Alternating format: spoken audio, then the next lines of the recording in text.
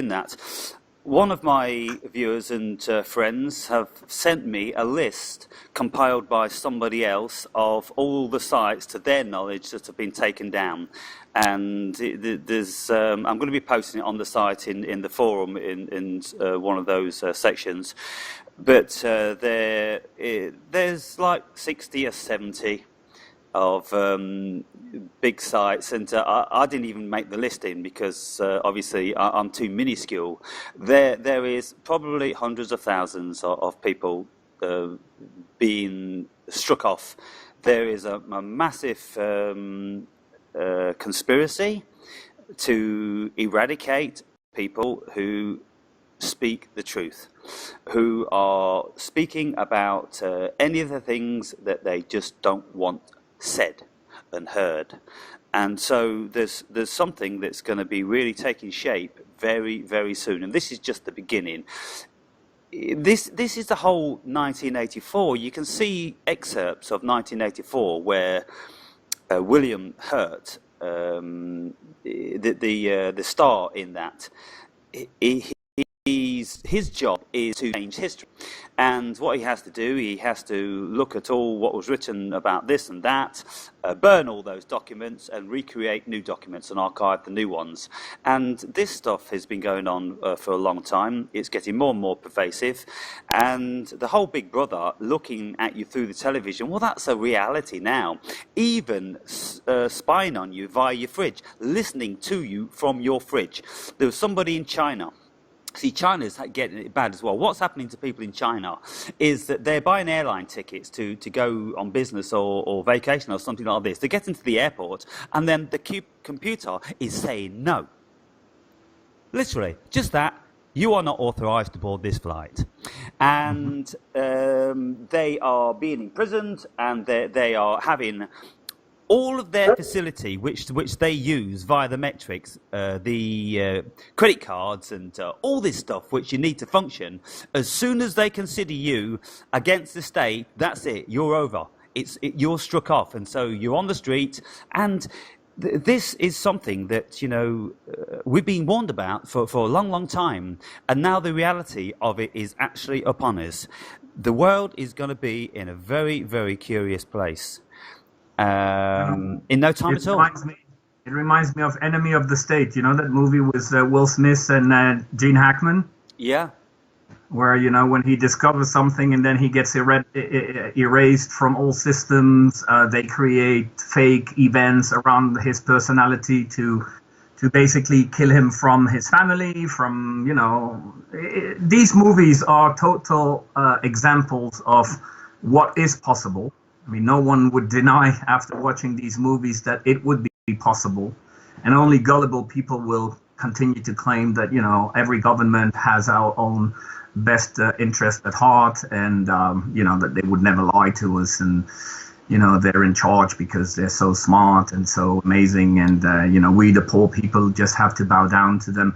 So it's, a lot of people are willfully accepting the 1984 scenario, and I don't remember who said that recently, but the guy said, some people you could just put the evidence in their face and they would still deny it and continue to live in their head, because they create the illusion of a safety bubble, and whatever is outside that safety bubble that doesn't jive with their inner safety image, they will reject, and they will, like in the Matrix movie, where when Morpheus says to Neo that all the people who are in the Matrix, some of them will defend it to the point that they would die for it, for that system where they're entrapped in, and that's a reality, unfortunately. That is the reality. The human being is a very, very curious thing. Just let me correct myself. I said William Hurt. It's in actual fact, John Hurt.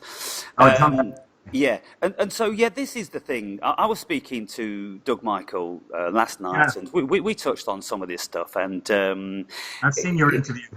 Yeah, and goodness me, I mean, what can we make of it all? There's so many ways that we can look at what is actually going on, what appears to be going on in this illusion, that it's just so amazingly difficult to know. And at the end of the day, I think the thing to do about it is just to disengage from it as much as we possibly can, just to opt out, because it's all a charade.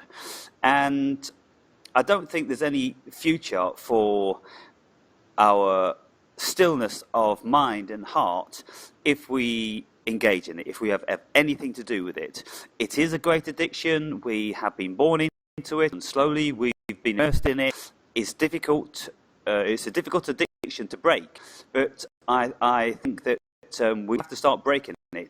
And the thing is about it is that what people like myself have done with our sites is we've made contacts all over the world, and we've found like-minded people, and we have come together, and it's a marvelous thing. But the only way we can maintain those relationships is by partaking in this bullshit. And they're trying us, and they're testing us, and they're trying to cripple us and stifle us and stop us at every given opportunity. Yeah, very, very true. I mean, we have to use the technology to communicate like we're doing right now, knowing that whatever we are saying can be watched by anyone who really, we're being watched, we're being listened to, all the key words we're saying are being recorded. Yeah, absolutely. Sure. Well, you can be resignated, or you can be optimistic. I try to take the second option. My conclusion to all the things that we know, from chemtrailing, poisoning the water, fluoride, and etc. I'm not going to name the whole list. My instinct tells me that if they are going to such an extent to put all these poisonous thing in everything, whether even in the sound, about the 44 hertz, 30 hertz. Yep. If they are going to such an extent to do all these things, it's basically because they're fucking scared of us. There is no other explanation. Would you go to such an extent to keep the sheep in the stable? I mean, look at it from our perspective to the cattle and the things that we manage. We don't need to go to all these extended layers of illusions, of deception, and of everything, because we just know how to easily manage these sheep. Now, the fact that they don't easily manage us, despite the fact that they're in the power, is a paradox, right? Yeah. If you're in full power and you're, above everyone and being, like this superhuman, let's say you had superhuman powers and you would not have any empathy towards humanity, like Superman in or one of the X-Men, and you would just, tell people it's my way or the highway, and whoever would not comply, you would rule, over them simply by fear, because they would know that they stand no chance against you. The fact that they are manipulating us for thousands of years, from what I understand, even if time is a concept that I think has been actually put into this matrix, which I don't think is a real concept of the outside the matrix thing. But it shows me again that there is a reason why they are keeping us. They are trying to dumb us down. They are trying to avoid the awakening. Because if you look at all these things like chemtrails, etc., these things have started to gain momentum when the internet started booming with a lot of truth seekers and whistleblowers. As soon as these things started happen, it looks like the powers in charge realized that they made a mistake by thinking they would have this tool only to control us, when we knew how to use it to our advantage as well, because every coin has two sides. At that point, they probably panicked and they started to bring up their game, and infiltrate stuff. And the things they cannot infiltrate, they will at some point, because of their lack of imagination, they will just shut you down. I mean, that's the child who, if you don't comply with what he wants, then I'm not going to play. And that's the entire attitude that you see from these powers that be, which again is another paradox. Like, are we managed by children minded like creatures or people? It's weird. I've been working all my life with Forbes 500 clients, and I always realized when I was talking to these people how little of them were really smart. You would imagine these billionaires are billionaires because they were so smart, they outsmart every day. No, a lot of the times these people are so disconnected to normal reality. They have weird ways of wanting stuff, as if at some point I really started to believe, David Icke, that some of these people are not, or whatever is inside the meat suit is not human, Yeah. I don't believe in this whole shape shifting that, people will see like a lizard or the concept of having something inside this meat suit that is not like you and me. I came to the conclusion, and I make an analogy with video games. We play a video game. You, the player, you have the nemesis, the guys you need to walk out that are usually other players, and then you have the NPCs, which you call automatons, which are the non-player characters that are there in the background to fill up the space and create, dynamic scenery. Yeah. And if you look around you in the world, that's what I see. I see certain people who are apparently doing the same scenario over and over again. And I used to believe, like, these people are probably weak-minded, or they don't have this willingness to know more. But at some point, because they've never changed, we recently moved back to the town where I grew up, which I had left for probably about 20 years. And so when we moved back here, I met a lot of these guys from back then. They were never really friends, but they were, the guys like from your school. And aside from the fact that they've aged, they talk the same, they have the same vocabulary, they have the same limited conversation capacities.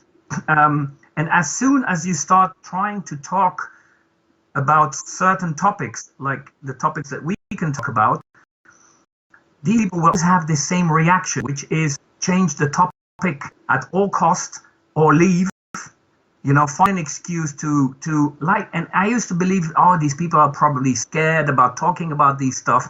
But now I start believing that these people are just NPCs. They're not real. They're real in the physical matrix that we perceive, but they don't have that light inside of them like you and I have, with this curiosity, with wanting to know more about who we are, where we came from, what the purpose of this is.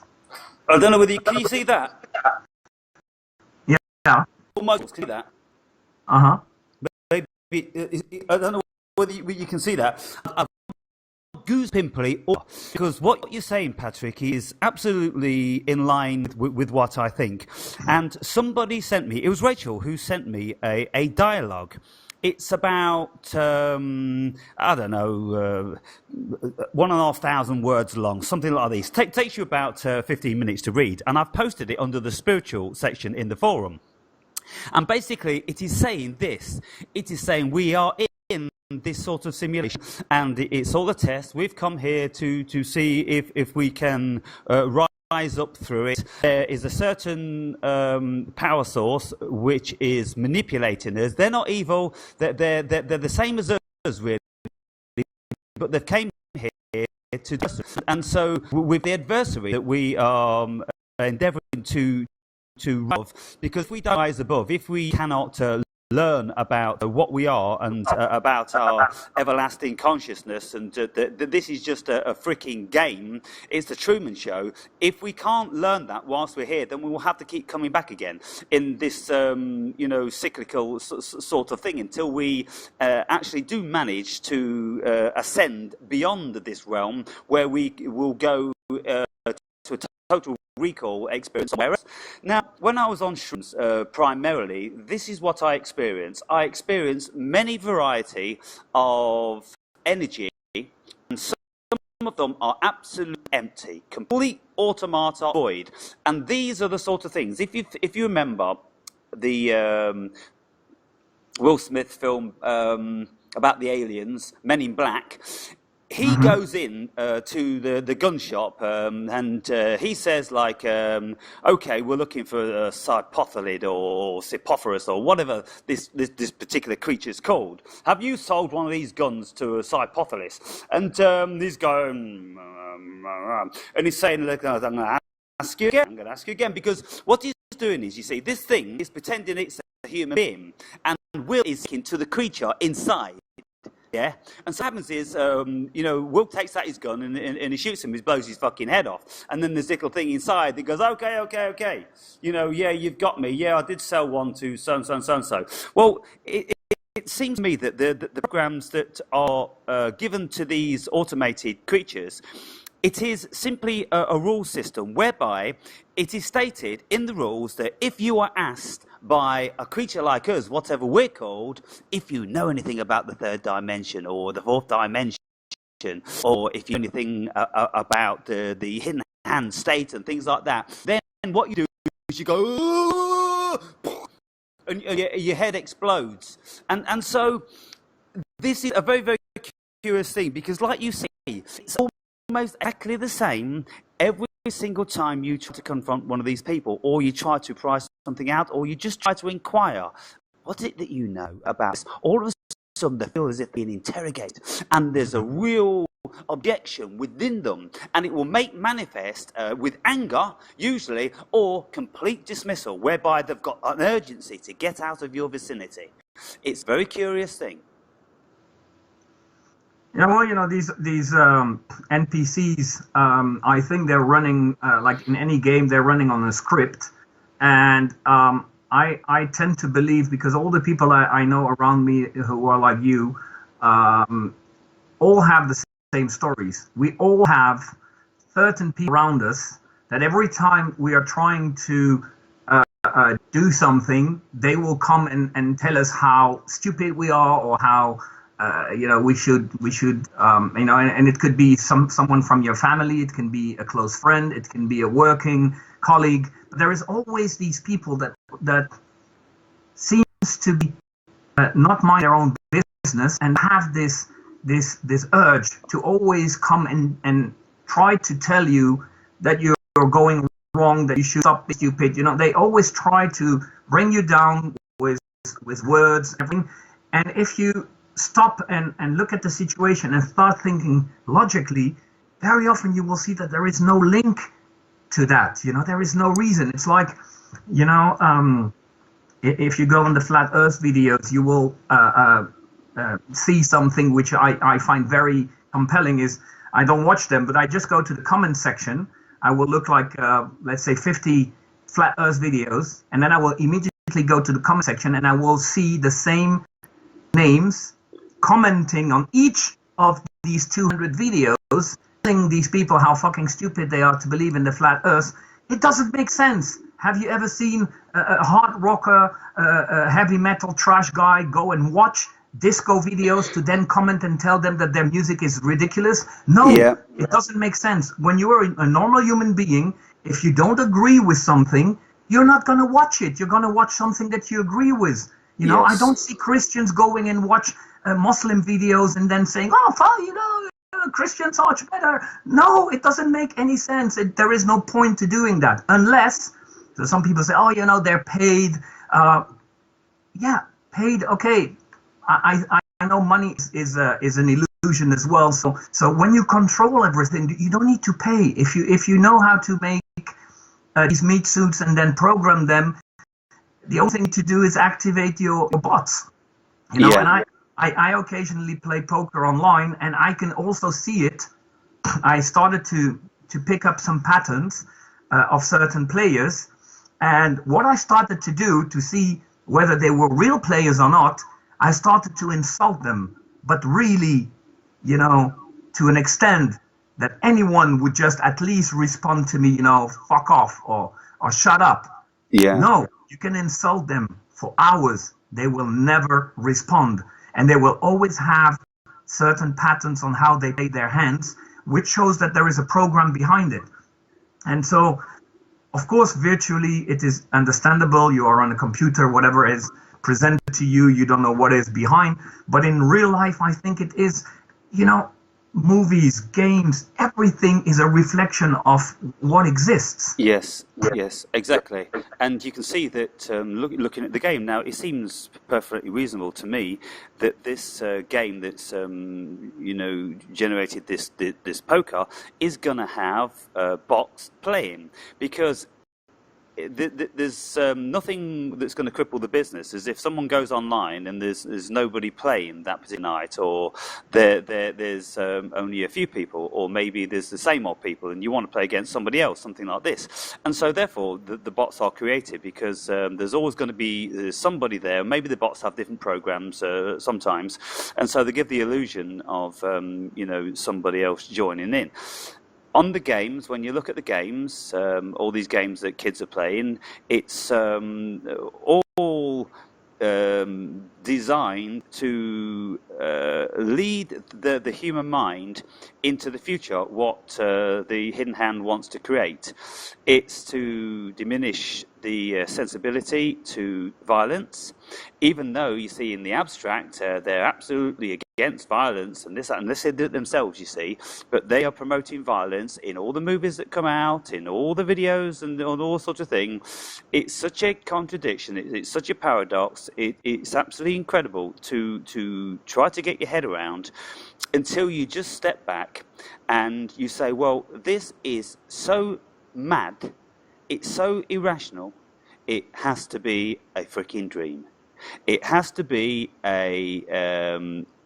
some sort of a program to get you to either to be absolutely complicit in it, in which case you're so stupid that you need to come back again and again and again. I diverge a little bit on that, Aaron.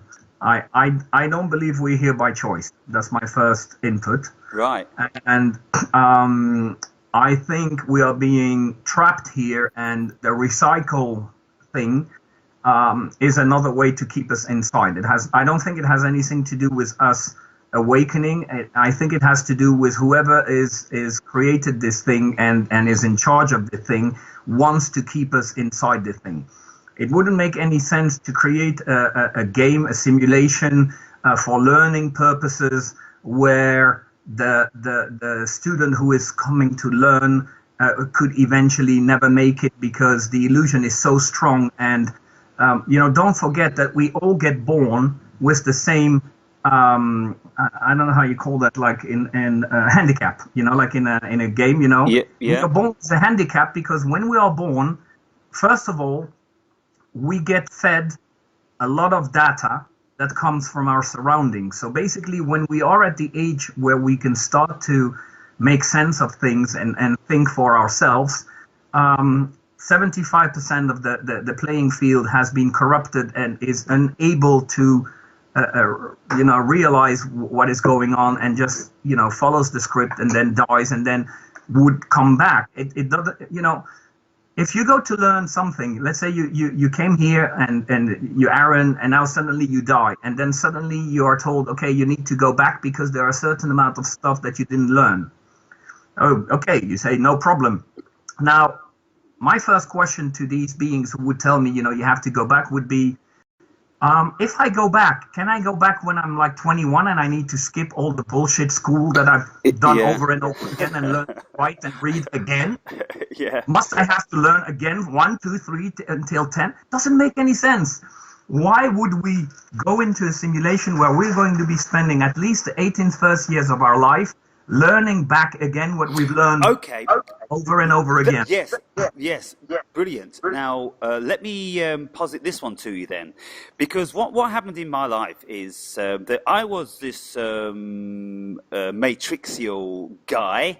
I was entirely intent on on building my empire and gathering as much material goods as I could and as much power via money to impress all the people around me and to rise myself up out of the mire and to be in a position whereby I could have anything I wanted from this world. And it was going pretty well, Patrick, and until I was very, very compromised in a certain region when I was in Africa. And what happened is, it's kind of like, if you can picture this then, this entity called Aaron Berry, up until he was, say, like, I don't know how old I was, say like 47 years old or something like this, that was one facet. But then, it's kind of like, well, okay, this is where you step in. You go into Aaron Berry at 47 years old because this is the challenge that you've got. And so at 47 years old, I became a different person.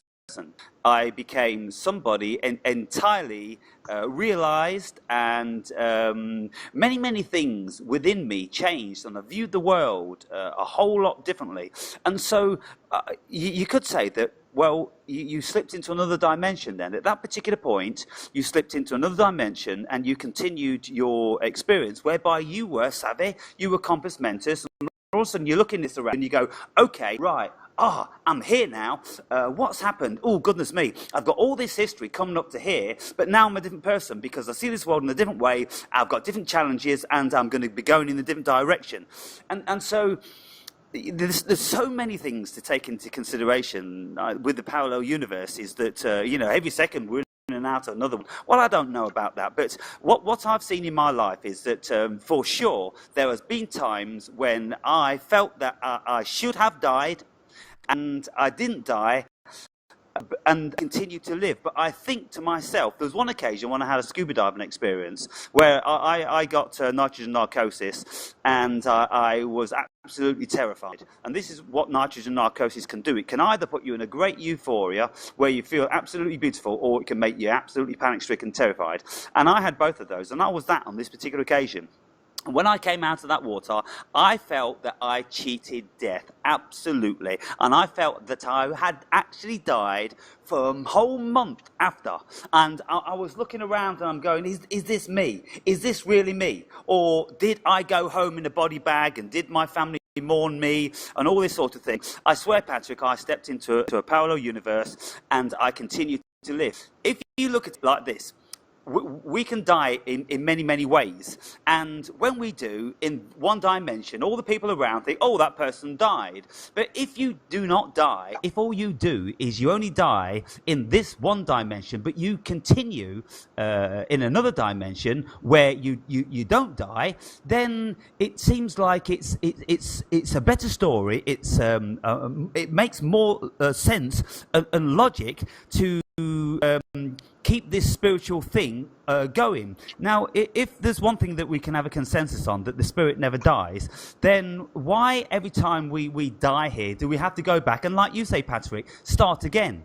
I don't think we do. I think that there's many, many times in our lives when we are challenged in such a way that there's something happened to the program, and that's then when we have to slip into another parallel universe to continue with the knowledge that we've got, because it wouldn't work in the life that we was living before.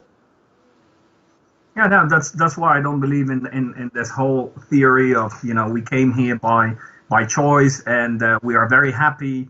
Again, I'm going to take a very simple example. We know daily, worldwide, infants between 6 months and 2 years old get slaughtered, raped, or whatever crap that, some people do to them. If we have decided to come and have that experience, then we are fucking sick in our minds. Yeah, absolutely. Yes. We are weird creatures, and we deserve to be in the shit we are in because we are weird from the get-go. And I don't believe in that. I see when there are certain events happening, solidarity kicks in. The instinct, the primary instinct that we have is to get together and not to isolate ourselves from the rest. We want social interactions. We want to be capable of. What would your mind be if you had no one to respond to you? You know, Yeah. you would go insane. You would not enjoy life because you would have all this knowledge, but you would not be able to share it with anyone. You would not be able to do anything with it. So you would be basically like a very intelligent being in a void of nothingness, doing nothing for eternity. Hence consciousness. Yeah, consciousness or a soul, or I don't like to put labels because the language as well is being corrupted. We are using sounds that we put together and we give meaning to these sounds. Now I speak 8 languages and I am confronted constantly with complete similar sounds, to call them sounds, that will mean one thing in one language and a complete different thing in another language. Yeah. But it's the same combination of sounds that I'm using in all these languages, but they all have a different meaning. Now, I'm okay in my head to have compartmentalized all these and knowing the difference between this word, which in Italian means this, and which maybe is an offending word in another language. But that shows me that language is just a combination of sounds, and I believe that we should be able to communicate without sounds. We should be able to communicate by imagery, because you as me, we when you practice hypnosis, you learn how the mind only works in pictures. If you say to someone elephant, they are going to see an elephant in their head. They never will see a piece of paper with the letters elephant written on it. We don't think in letters, in alphabet. We don't dream in letters either. Yeah, and I think the alphabet is another thing that a lot of people don't realize. But it's another one of the things that they have done to corrupt us, because if you think about it, writing is slowing down your intellectual process, because what you can think in a split second, you need sometimes 10 minutes of reading to get to that same image in your head. So you're actually, by reading and by using the alphabet, you are slowing down brain capacities. And when you put someone under hypnosis and you remove all the critical factors and all the knowledge, you've seen that people will be able to do amazing things that they're not capable of reproducing in the normal state, which shows me that we have this governor that's been put in place. And when science tells you, we have so much DNA and we have so much potential in our brain that is untapped. When did we have an example in the nature around us of something that is a complete, but that is only using like 10% of what it is to be able to survive? Yeah. It doesn't make sense. Nature around you is so logical and perfect and harmony with everything, the bees and the whatever. It doesn't make things in a surplus, does it? Because there's no point in making, say, like a brain 10 times the size it needs to be. Exactly. Doesn't make sense. No, and so therefore you would assume that, if we've got X DNA and this DNA is super, super clever, then why have this junk? No, it's not junk. But I was listening to certain programs in relation to this DNA, and basically what they were saying was about it. The only difference is between any other creature on this planet and us, for instance, or the difference between a banana and us, is that this DNA is the same throughout the whole of the world in relation to everything. But what happens is the switch is on or the switch is off. And the switch is on and off, they determine what the end product's going to be. For instance, if you've got your DNA, which is exactly the same length as a human being's DNA, then it's configured in a different way. It's kind of like a on, off, off, off, off, on, off, off. That's a banana. And then it's kind of like on, off, off, off, off, off, off. That's a human being. And so that seemed more rational to me. And so if you look at it, then you've got one DNA for absolutely everything. And so then you can say, well, there's an exterior intelligence which has written this program, i.e. a computer program. Now, the thing is that's significant to me. Now, we know that the language is a form of deception, because when you look at the etymology, you can see that the way the words are spelt and what their derivative is, that they've been bastardized so many occasions. You would think if you put your rational thought to a particular word, then, like insane, for instance, well, if someone's insane, then they have sanity. They are fine. But it means crazy if you're insane. It's paradoxical. It doesn't work. And there's so many words like this that just don't work. And then, of course, if you want to describe some paranormal, you cannot do it. If you want to describe a psychedelic experience, i.e. DMT or something, you absolutely can't do it. And so I'm suggesting then that this language has been created as a slave language.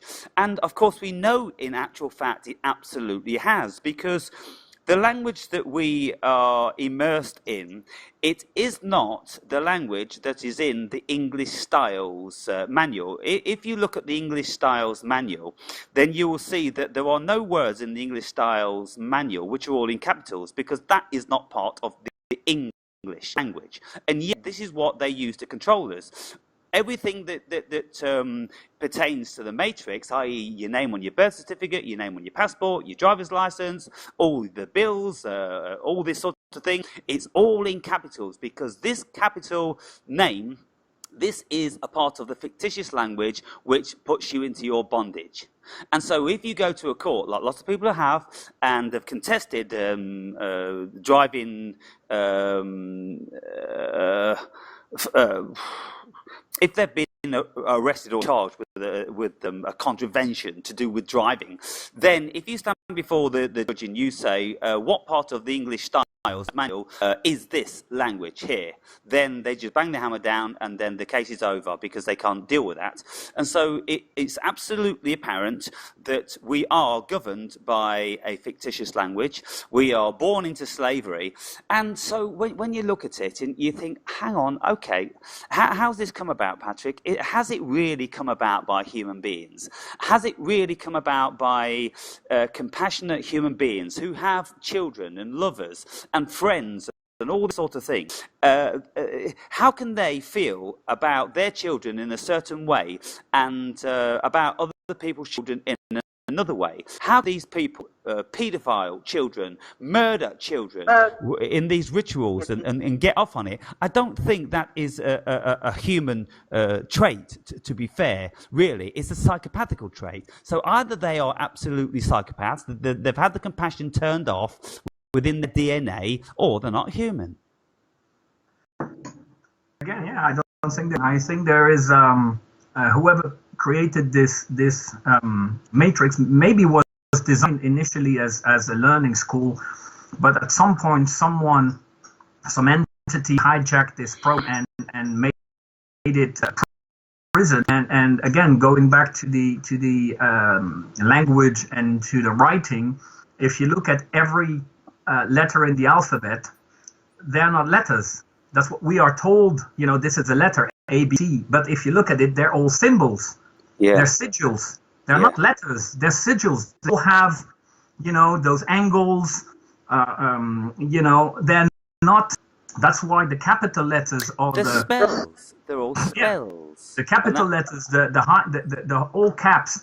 These are, when you look at the writing that we use in smaller letters, that's when it becomes sometimes very difficult to decipher someone's handwriting, because then you put your personality in it and your hand is just go freely. But if you use the all caps, you have a rule, is you have to follow certain lines. And if you look at every letter of the alphabet and you take a ruler and you take how you call them, the things to make circles, you will see that all these letters are always perfectly in harmony and have certain degrees, certain angles. Yeah. Now, what the meaning of all these are, I don't know. I mean, there are tons of books out there explaining to us all the different symbols, whether they're, you know, the swastika or the Star of David or whatever. But there is very little about the alphabet letters, and you know, the fact that all the old civilizations used to write from right to left, and that now we all write from left to right. Why would we make such a choice in history to suddenly completely reverse something that we've always been doing? Doesn't make any sense. Yeah. Do you agree? You know, well, I mean, yes, but of course, Chinese and the Japanese, just to mention a couple, they write down instead of from right to left. there's a lot of stuff going on, and it's all in relation. See, the whole world is this propaganda. It's all revolves around sigils and spells, and so we are under the spell. We're under the spell of language. We're under the spell of symbolisms. We're under the spells of sigils, because the sigils and symbolisms, they pertain to energy, the same as words do. And this is one of the things that I try to get over to my viewers on many occasions. Don't be affected by words. What on earth are you doing when you're affected by words? How can words affect your physiology? They only can if you allow them to, if you believe in them. And this is it. People have believed in it. And so this is why I say that people can say anything about me, Patrick, because it really doesn't matter what somebody's opinion is about me.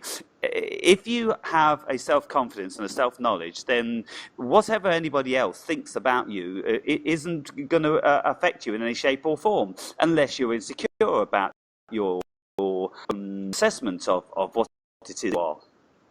And so what we have to do is we have to look at the way we're being controlled via the language and via the symbolism. And once we have some sort of a basic grasp on this, then we can see how the hypnosis works. And that way, then, we can purify ourselves from it, and we won't be affected subliminally by the hypnosis, because we know what's going on.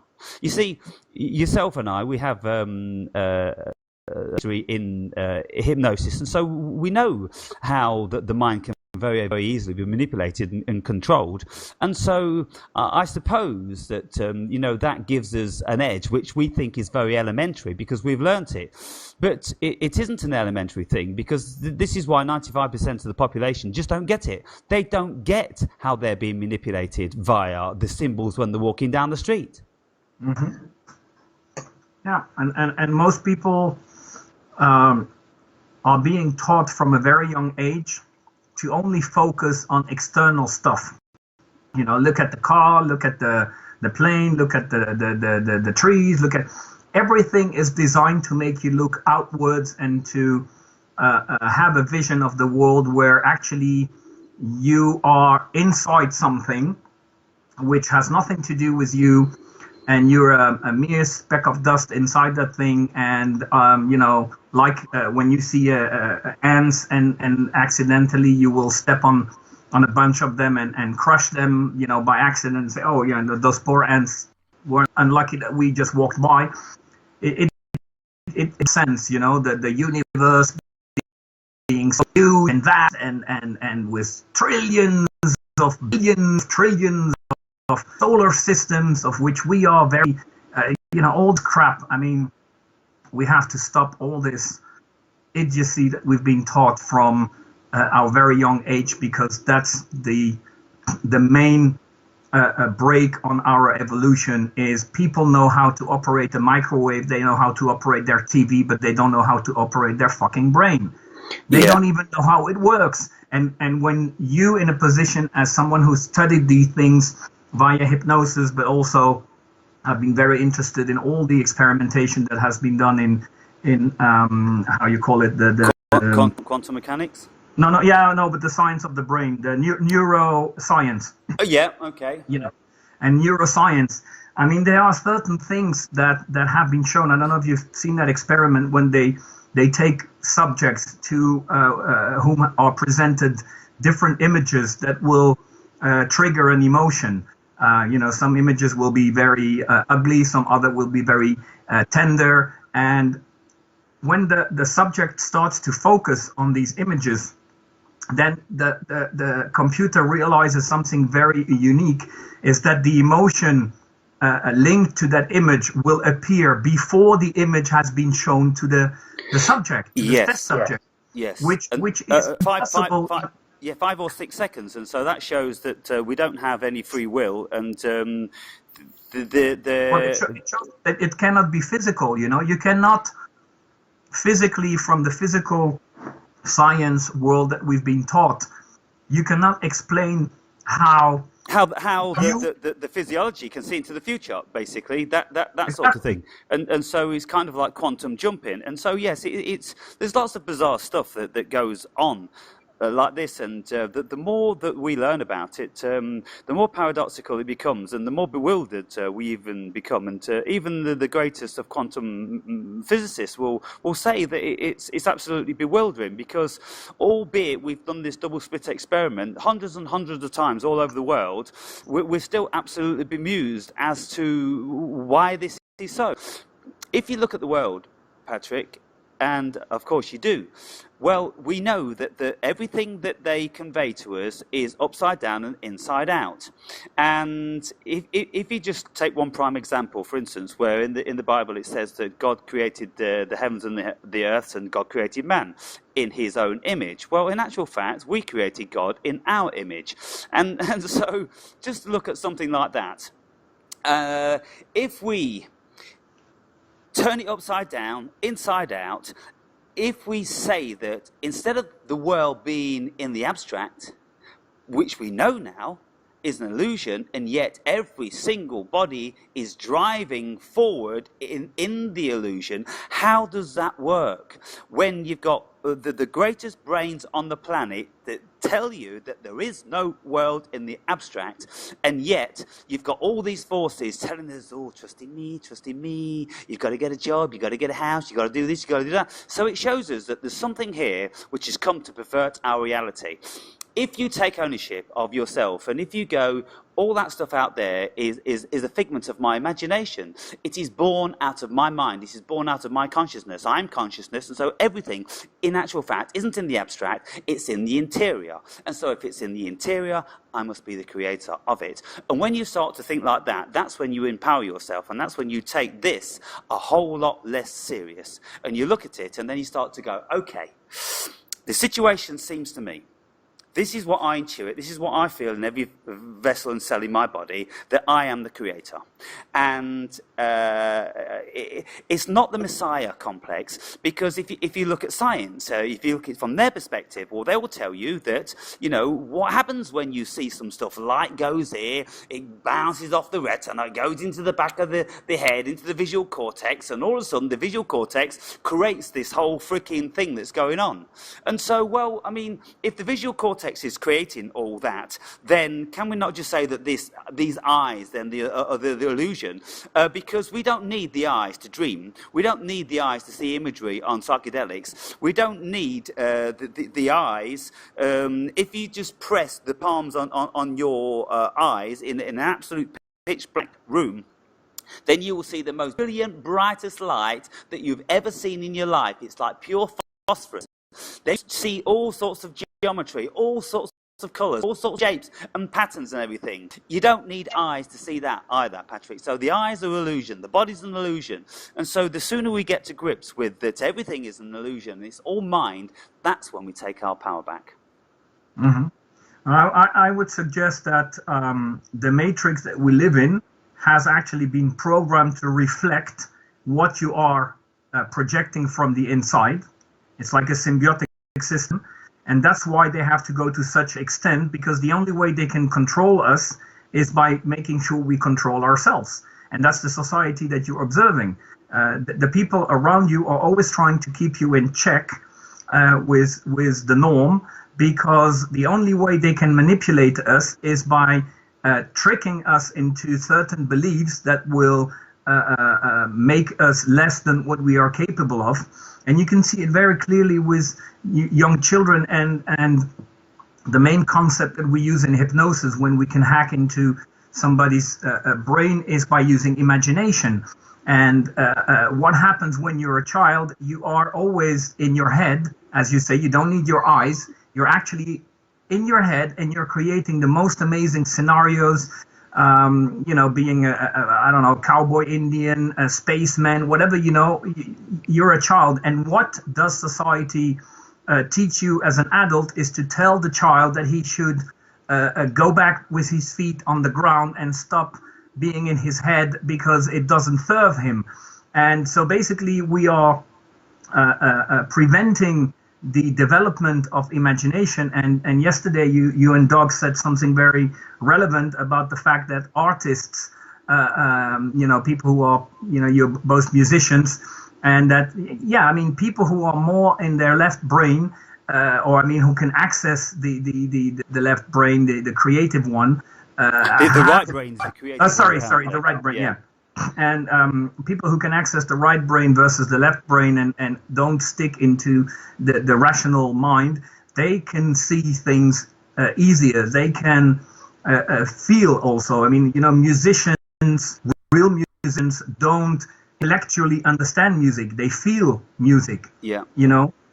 And so even if I'm a musician myself, I have it with languages. I feel languages. When I am in a foreign country, within very little time, whatever I'll pick up, I'll be able to reproduce. But the problem is I will reproduce only the little what I know, but in such a perfect way that people will think I speak fluently the language because I say it without any accent. Right. And so they look at me and they start talking to me back very quickly. And then I'm like, I have to stop. And it's because it's something that you don't rationalize. It's something that you feel. Yes. And feeling is a sense. We always talk about the 5 senses, but I think we have more senses, and we have 5 physical senses, but then we have spiritual senses, and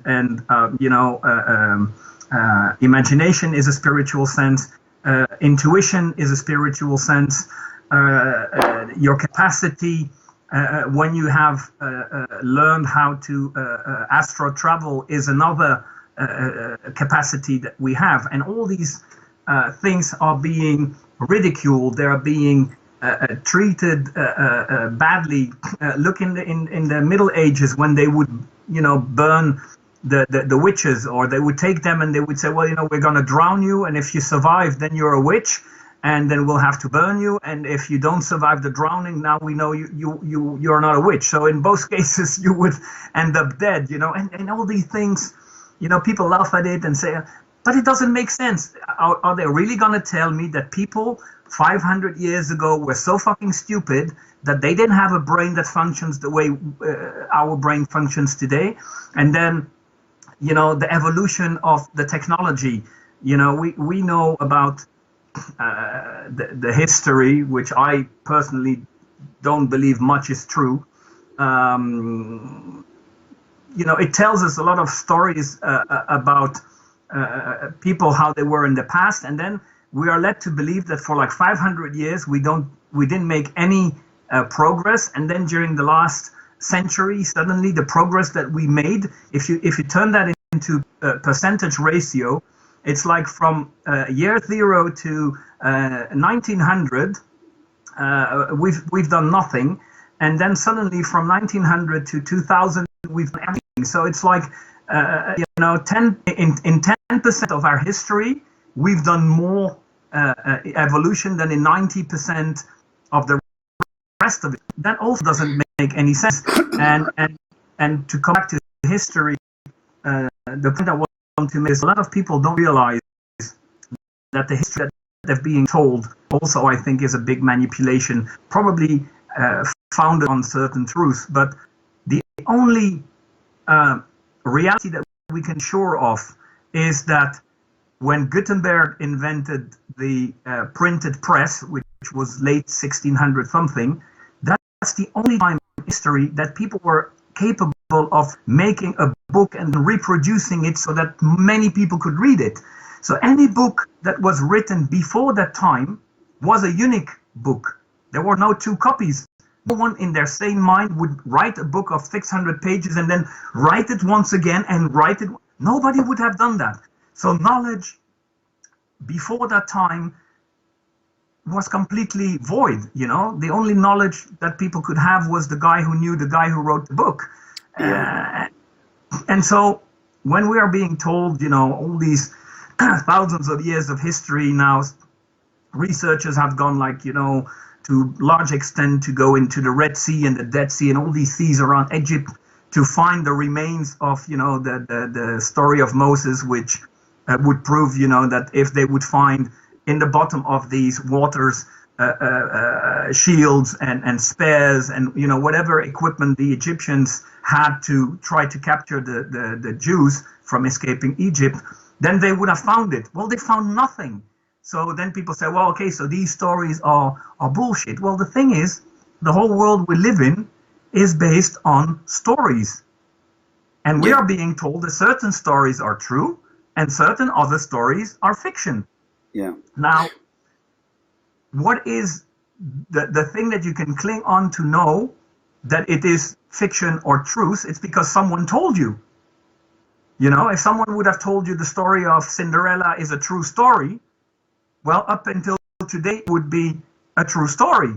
You know, it's not more ridiculous than certain things in the Bible of certain miracles or certain things that are happening.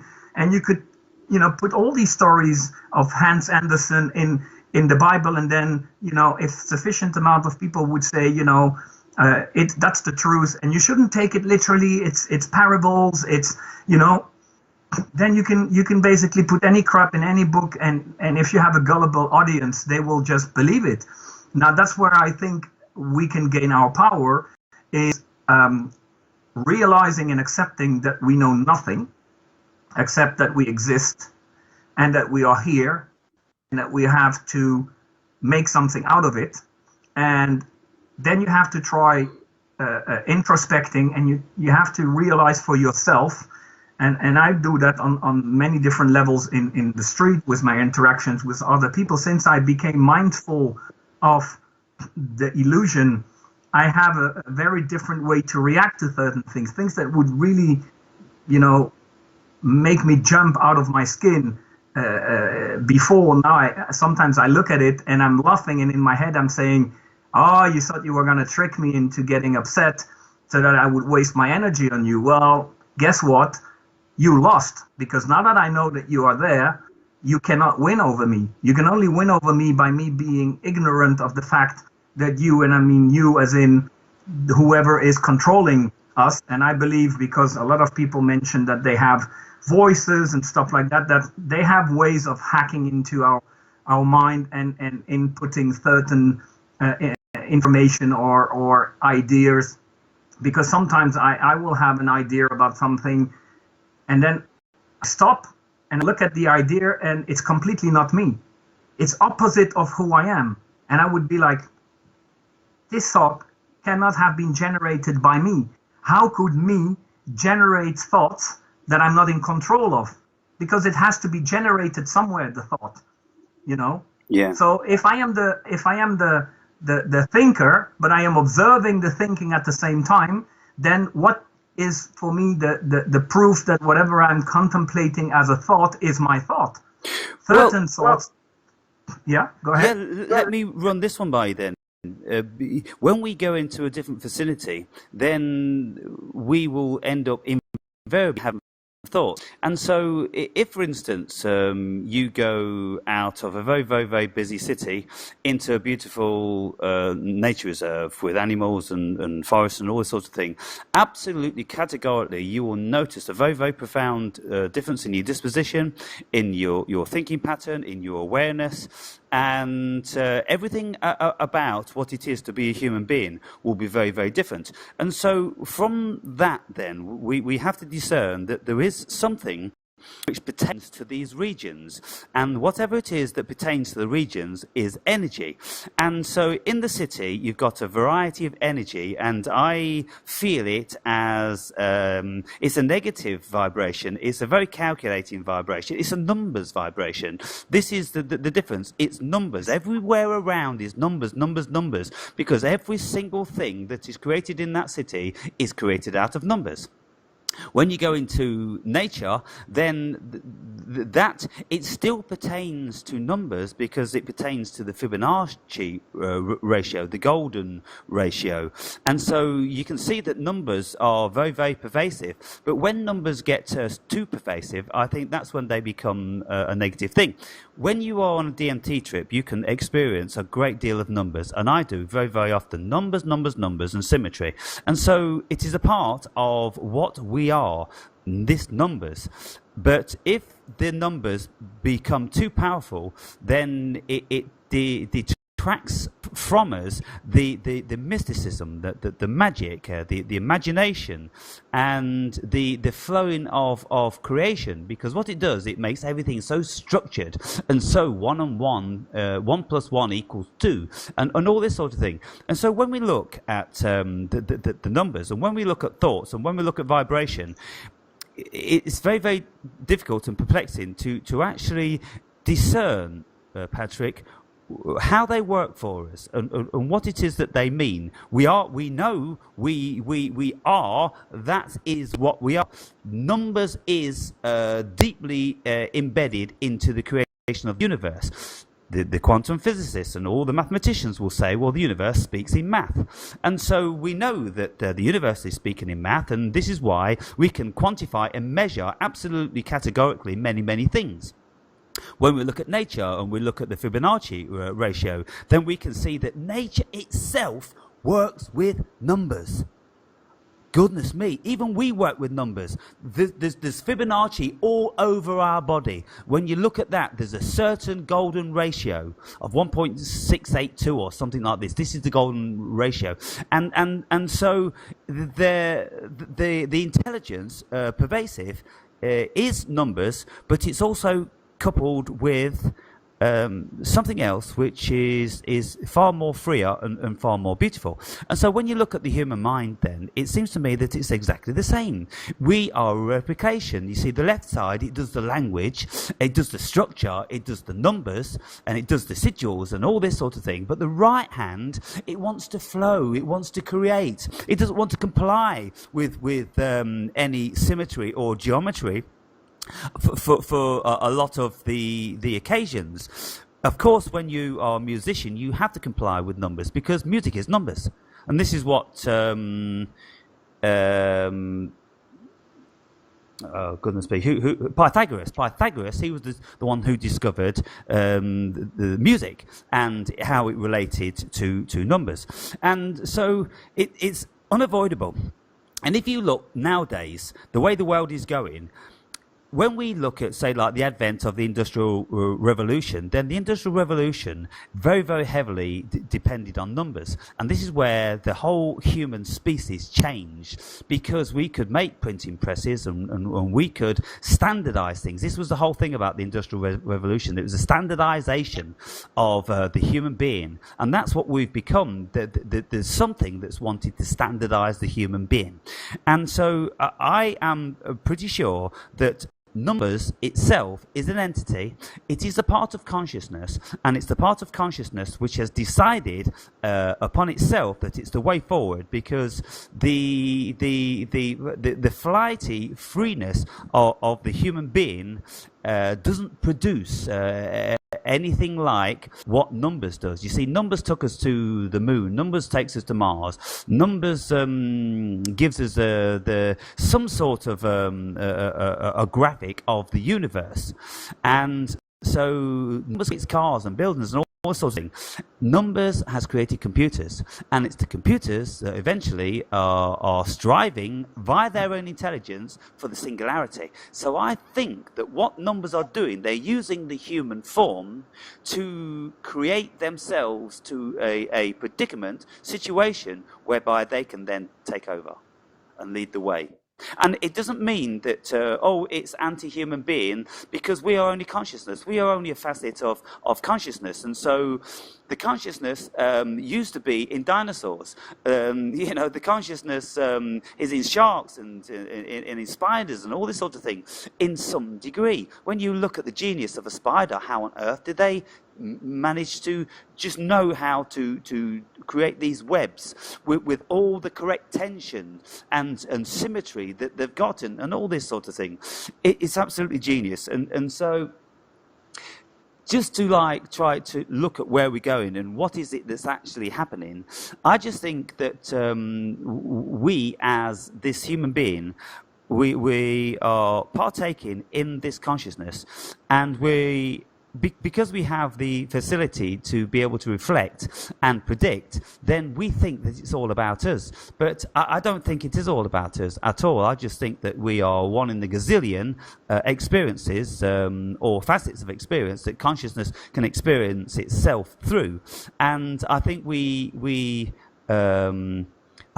give ourselves too much credit and put too much emphasis on what it is to be a human being.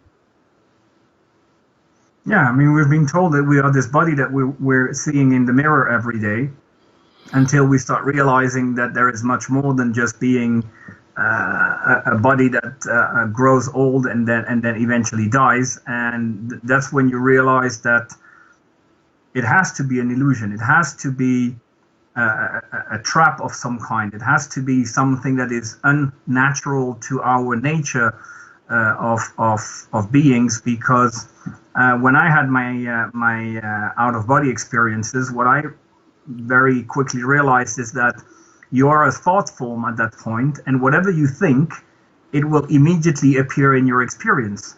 Now, a lot of people always say, yeah, you are doing an astral travel, and suddenly you will think about a person, and then suddenly you will appear in, let's say, the kitchen where that person is standing, even though that person might be 1,000 miles away from you, and you will be immediately projected. Now, I say it's the opposite. When we are out of this body, we're actually not moving at all. Whatever we think has to be immediately coming to us, which is a different perspective. I think we are certainly divine in something. I don't know, because it is deity, but divine in the meaning that we are more than just a body that can walk and sit and that we're limits to be which we can basically whatever we want, don't die. We weren't born or created, but some other species has realized how much energy we have, because you as a martial artist, and we share that as well in common. I've practiced Yosekan Budo for 15 years. You learn how to deal with energy, with the chi and the hara and all these things. And when I get angry, which I'm trying not to, there is a surge of energy that's coming out of your belly, and that comes out. If you break a piece of board or whatever, you feel that energy that is inside of you accumulating.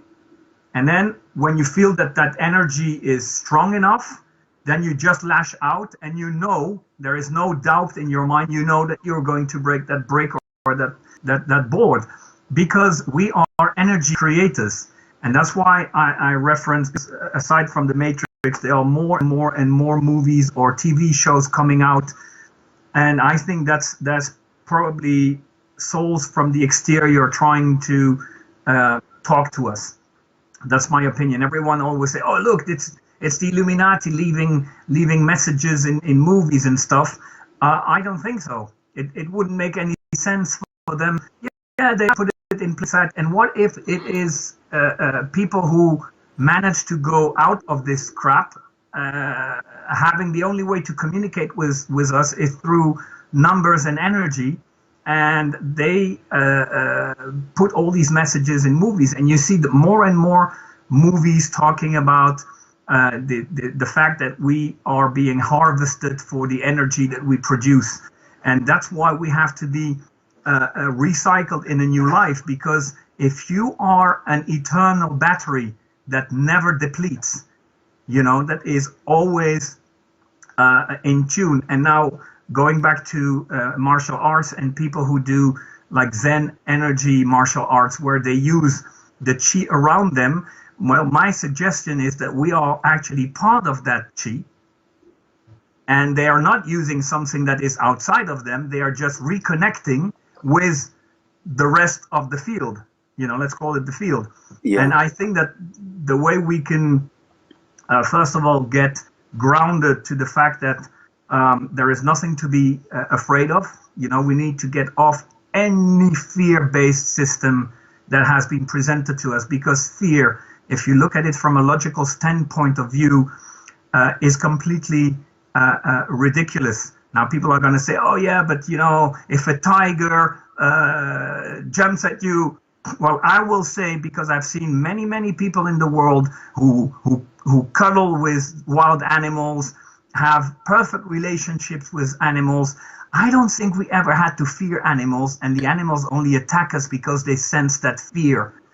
because we know for a fact that if you are standing in front of an animal, and I have had that my entire life with dogs, and we had many of those, big barking dogs at different gates, when we were kids, and all the other kids would be afraid of these dogs, and I would just look into the eyes of the dog, showing the dog that I had no fear, and all these dogs would come to me immediately and start being nice to me. Yeah, because your lack of fear placates the instinct in any wild animal and makes it feel very, very comfortable.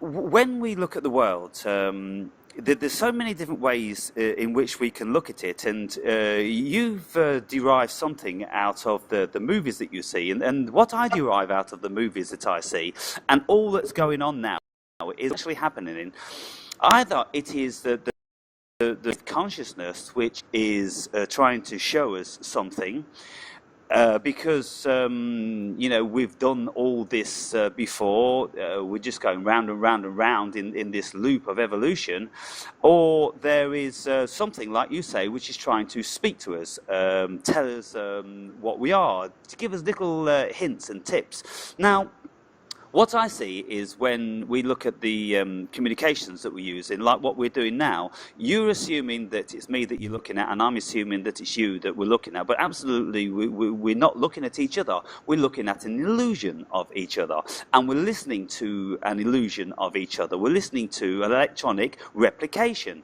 And so because this replication can be done so lifelike, then we buy into it. And so what I'm saying is then, what's going on with all of this stuff, and now they're introducing more and more lifelike robots which can think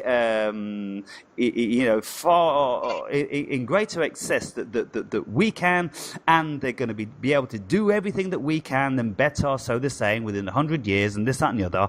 What I'm saying is that and even all these Avatar movies and this, that and the other, we are being shown that we are not in actual fact a human being, that we are in a simulation, because they're saying, look, we can produce you. Look at this hologram. Can you tell any difference? If there's a real person standing on that stage over there and there's a hologram standing on that stage over there, they're pretty well indistinguishable even now, Patrick. And so can you imagine in 500 years that they are going to be absolutely indistinguishable? And like when people already readily accept Sophia and they call it a she. Oh, she's this and she's that. They've already accepted that she's so human being because there's certain features and facets to her which are human-like. And so I think it's a very, very, very fine line indeed between the human being and the computer. And another instance is this package that they've got in a mobile phone, which is your friend, and you tell this phone a little bit about you, and it remembers this, and then it will repeat this back to you, and it will start making suggestions for you, and it will start saying if you say, oh, I'm bored today, oh, you're feeling bored, Aaron, why don't we go down to the park then and see Lucy? You usually see Lucy on a Wednesday, don't you? And it knows everything about you, and then all of a sudden this thing is making suggestions, and it's manipulating you as a human being. What's going on? And so then look at the television, look at the media, look at the phones, look at the computer. We're already absolutely under their hypnosis. We think we're a human being. We're not a human being. We are in the illusion of the human being. And what I think it's ultimately going to amount to is that very, very soon, when the computer has a singularity and it can replicate this thing that we saw in Star Wars, many years ago, beam me up Scotty thing, the scientists are even talking about that this is potentially going to be a reality. Well, it is logical, because we know that everything in the known universe is data. It's energy, movement, and then we as humans have the decoder in our head to decode these impulsions, these signals, and transform these electrical signals into our reality. Yes, and everything that we think about, everything that we imagine, we create. And so therefore you can see then that we are God, we are consciousness, we are creating our universe, everything that we do, good or bad, it's all our collective consciousness is the result of that. I'm not sure whether there's any thing from the abstract, whether there is indeed an abstract or whether this is just it, consciousness. Everything must pertain to consciousness, and so we've got the polarities and we've got adversaries and we've got the negative and the positive and all this stuff, but this is we've got this in every single one of us potentially, Patrick, and so what are we doing? Are we just projecting this onto the world because people have got more than us, they've got more money, they've got more power, they've got more ownership, and so therefore we consider them to be an adversary or evil because they're doing this and that. At the end of the day, it seems to me they all look like the human beings, that they all eat and shit like human beings, and so there's something about them that is in actual fact a human being.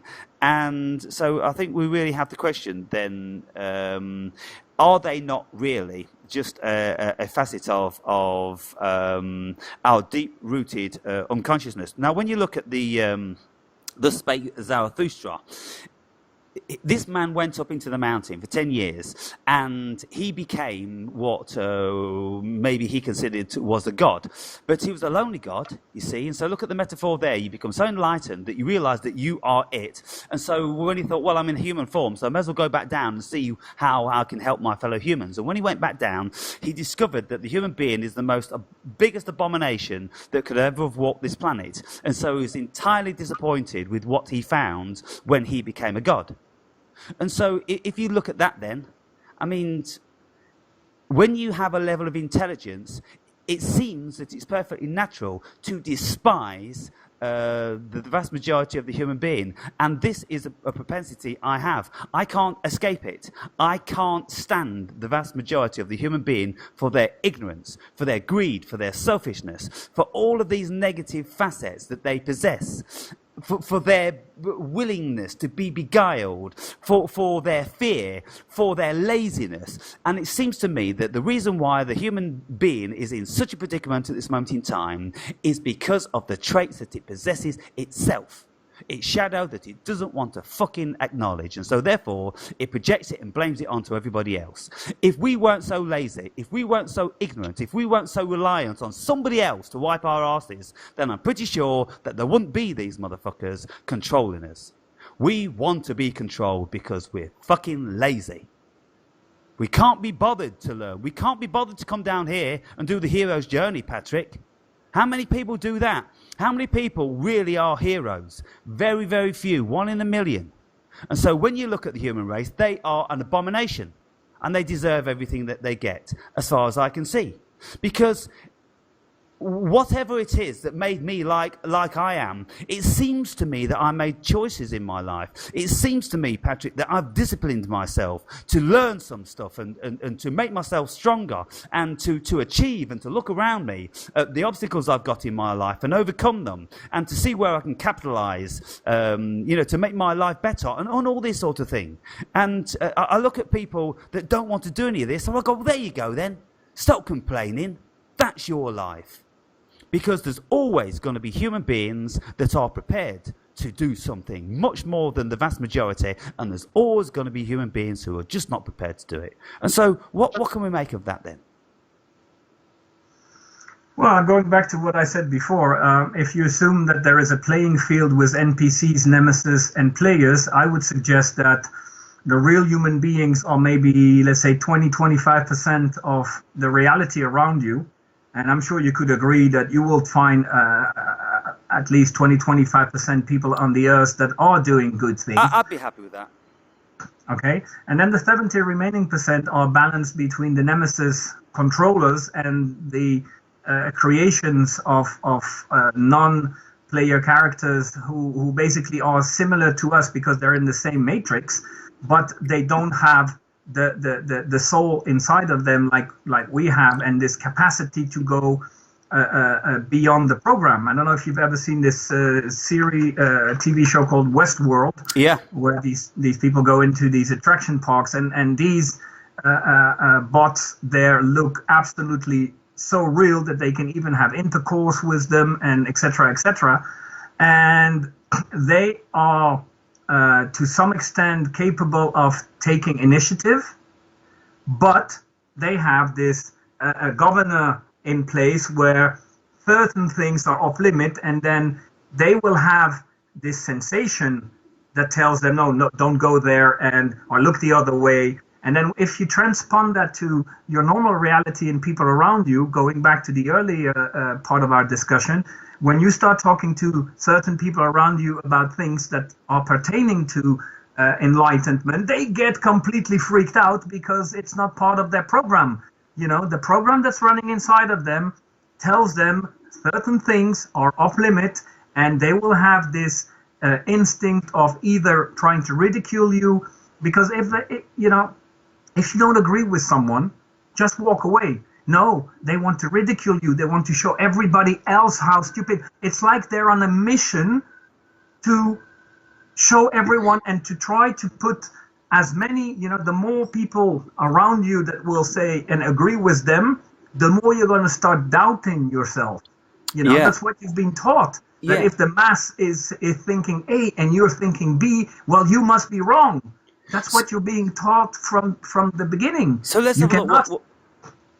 Let's have a look what's going on here then, Patrick. Because what's happening is in this community that we've got going, we've got quite a few people that conceal this. We are in some sort of a confluence with one another. It's like I said to Doug, it's like it could be our mission as spirits to forget exactly what we are, where we've come from. We shake hands and we all come into this new dimension, but we've got the intention prior to all wake up and meet up. And so that seems like what we're doing now. We're all waking up and we are being drawn to one another, and it seems like it was absolutely meant to be. And you are me and I am you, and we're one of us, and all those around us, they're not one of us. There's something else. There's something fucked up. They're another program. And so if this is the case, it seems like it's a game, more and more of a game, because otherwise, what are we doing? Are we deluding ourselves? Are we thinking that, hang on, what's going on here? We're surrounded by robots. Is that not a mental state to be in? If this isn't really a game, Patrick, then we are verging on being delusional. We think we've got some sort of handle on this world, but we're fucking in fact crazy. Or we've been put here by something, and that something doesn't want us to remember. Because as much as I like the idea of awakening, I'm starting to take it from a different angle and start thinking we need to remember. It's not we need to wake up. We don't need to learn something. Nothing that is external is actually where the solution lies. The solution must be inside of us, because the only person that you can trust is you. Yeah, and you can't even trust the you, because you can't find the you, because there is no you. The you in the sense that you are the one who makes decisions for yourself. If you decide now for 3 days I'm not gonna eat, drink, I'm just gonna be in the dark, no one can take that decision but you.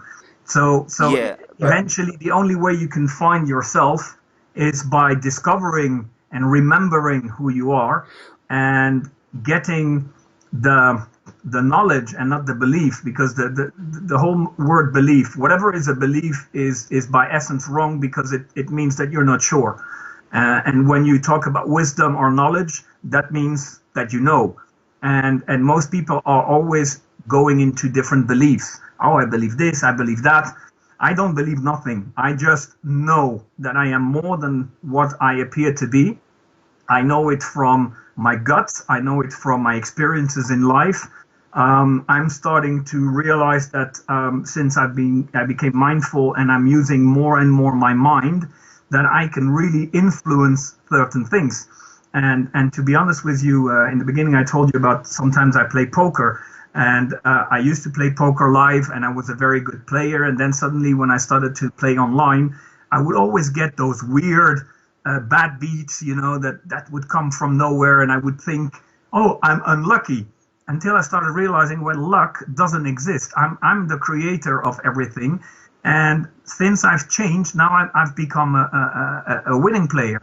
And you should see the amount of times that I've been folding a pocket pair of aces pre-flop, because my gut instinct tells me you're not gonna win that one. And I would throw away the strongest pre-flop hand in the game, which most of the people would look at me and say, no way you would throw away a pair of aces. I've done it yesterday night twice, and the two times, if I would have gone, I would have been exited out of the tournament. Instead of that, I finished third on the whole tournament, because I knew how to throw away these two aces, because I knew I had to trust my inner feeling and not my brain. I said, no, if I rush when I'm playing with their game, their game. Now, if I play with whatever energy is inside of me, that energy, which is capable of generating an emotion 5 seconds before seeing the image, is capable of knowing the outcome of what's going to happen on the screen in 30 seconds. And that intuition better warn me what to do, because it knows what's going to happen. It knows. I don't intellectually know, but that thing inside of us knows. And since I'm playing with my inner feeling, man, I won over 750 euros in less than a week playing €5 tournaments. Right. And it's like, sometimes I even call. In the beginning, I thought I was calling cards. I would say, now I want the 5 of spades to come, because that would give me the winning hand, and then the 5 of spades would come. And so at some point I thought, like, oh, it's like I actually created that card to win. But then when you think about it, it's not possible, because that would infringe on other people's free will if I was capable of influencing the game, and they would not be able. So that would be like cheating. Now, my second thought was, and what if my gut? Oh, you're gone.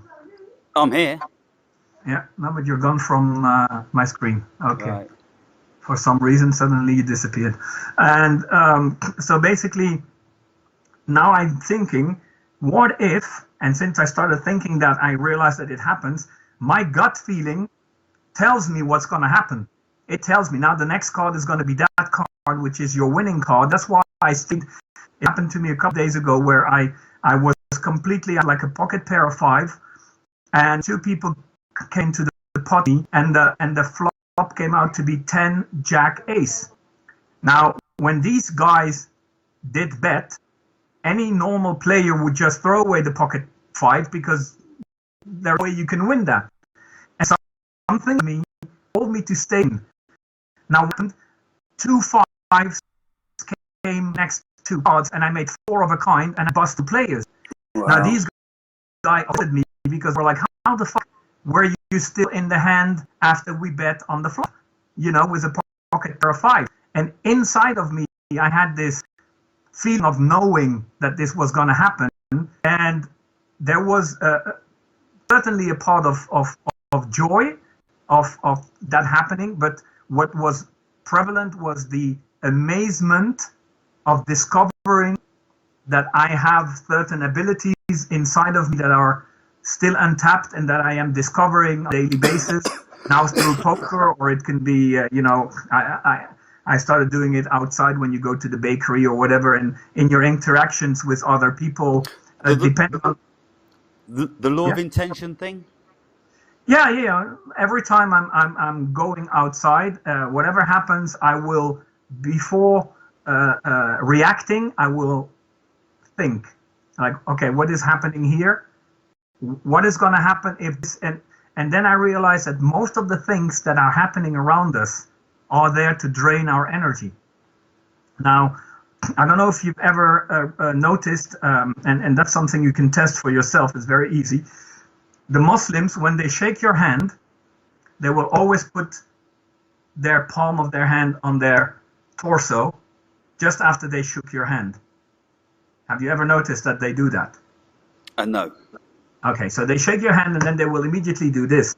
And now, if you can manage to find a friend to do the test with you, you will put your fingers like this and keep them very, very tight. And someone will put 2 fingers inside or 4 fingers inside and try to open your grip. Okay? Yeah. Do that, and you will see that, unless you're doing that with someone that's half your weight, they will manage to open your fingers. Now, as soon as they will try to do it after they succeeded 1 or 2 or 3 times, put your hand on your chest, and I can guarantee you they're not going to succeed anymore. It's finished. Game over. So you put it on your chest and then you offer them your hand like this to try to do it again? Yeah, but as long as you keep your hand on your torso, they will not be able to open your fingers. Okay, so which hand do you keep on your torso? Do you keep doesn't matter. Doesn't matter. If so you're left-handed, you right-handed, keep this hand on your heart, and yes. you say, "Open my fingers," then with this other hand.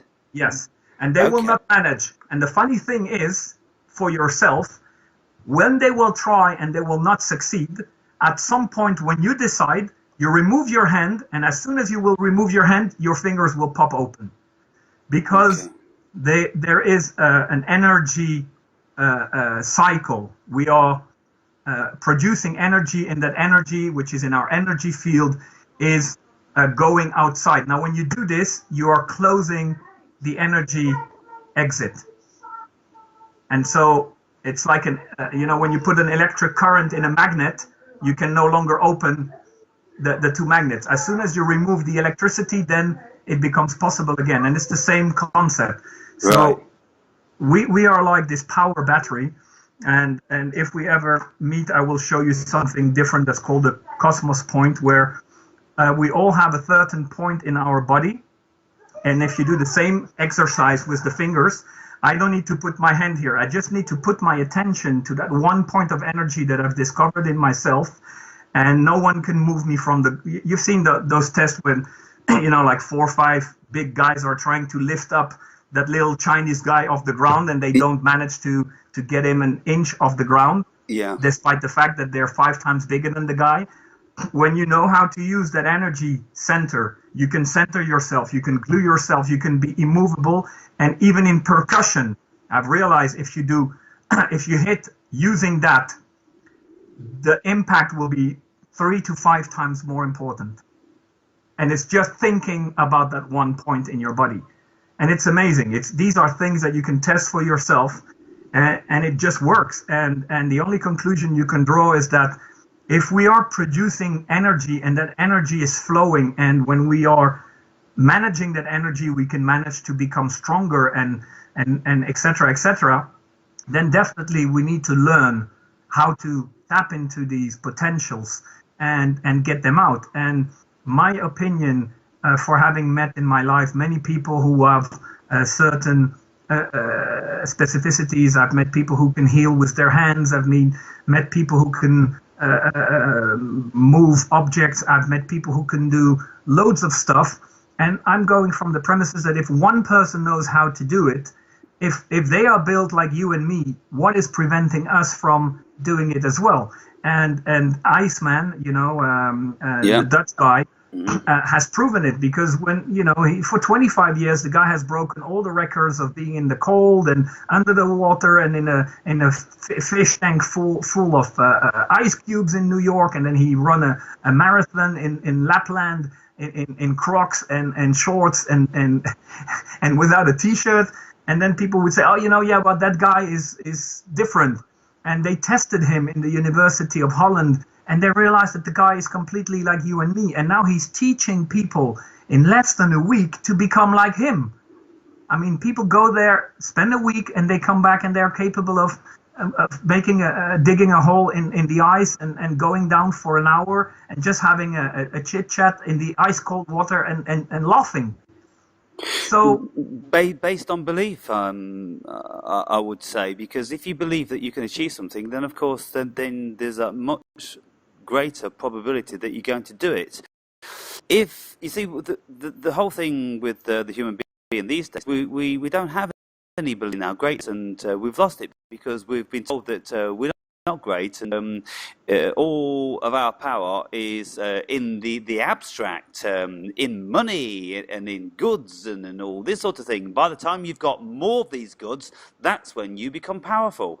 Well, I mean, it's completely the opposite, because by the time you realize what you are, and by the time you master your energy and your mind, that's when you become powerful, because then you can put your power to test, and like you say, you can achieve many things.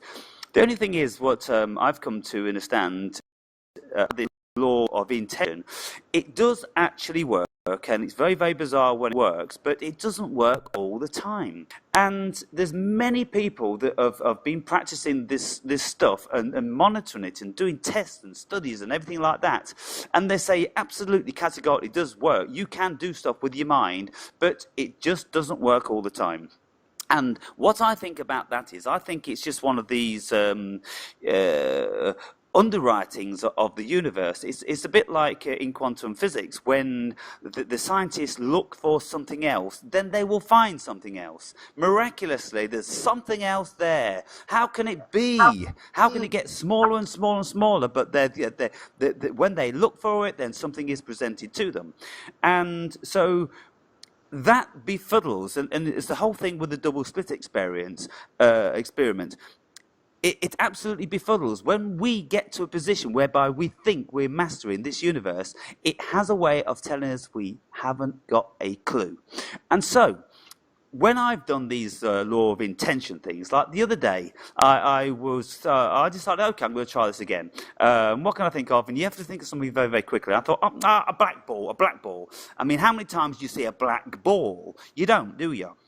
And so I never specified the size of it or what the ball was going to be used for. But I went down the shopping precinct, and I'm just walking past a couple of shops, and then I come to like a furniture shop and household goods and everything like that. I looked in the window and I saw 3 black balls in a wooden bowl on a table, which were used as decoration.